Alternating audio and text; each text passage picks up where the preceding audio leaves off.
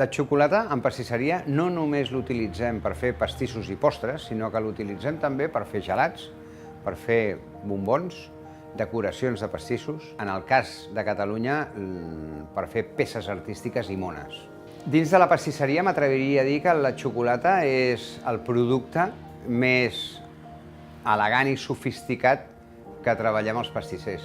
A més, avui en dia és el que té la millor imatge per totes les propietats en benefici de la salut. Combina perfectament amb tot el que serien fruits secs i fruites seques. En el nostre cas, utilitzem xocolata feta a Catalunya des de sempre. Molts altres pastissers i cuiners utilitzem xocolata feta aquí a casa.